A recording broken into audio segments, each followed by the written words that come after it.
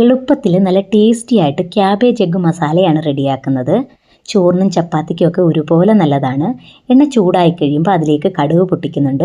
പിന്നെ ഇഞ്ചി വെളുത്തുള്ളി ചതച്ചതും ചെറുതായിട്ട് അരിഞ്ഞ പച്ചമുളകും കൂടെ ചേർത്ത് കൊടുക്കുന്നുണ്ട്. അതൊന്ന് വാടി വരുമ്പോഴത്തേക്ക് ഇതുപോലെ ചെറുതായിട്ട് ക്ലീൻ ചെയ്ത് കട്ട് ചെയ്തെടുത്ത ക്യാബേജും ആവശ്യത്തിനുള്ള ഉപ്പും കറിവേപ്പിലയും ചേർത്ത് ഒന്ന് കുക്ക് ചെയ്തെടുക്കുക. അത് നന്നായിട്ട് വെന്ത് കഴിയുമ്പോൾ നമുക്കതൊന്ന് സൈഡിലേക്ക് മാറ്റിയിട്ട് അതിലേക്ക് 2 മുട്ട പൊട്ടിച്ചൊഴിച്ചു കൊടുത്തത് ഇതുപോലെ ഒന്ന് ചിക്കിയെടുക്കാം.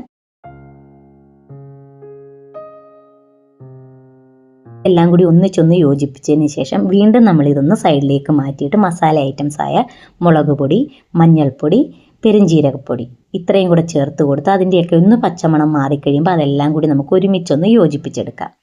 അപ്പോൾ വളരെ ടേസ്റ്റി ആയിട്ടുള്ള ക്യാബേജ് എഗ്ഗ് മസാല റെഡി ആയിട്ടുണ്ട്. ചോറിൻ്റെ കൂടെയോ ചപ്പാത്തിയുടെ കൂടെയൊക്കെ നമുക്ക് കഴിക്കാവുന്നതാണ്. താങ്ക്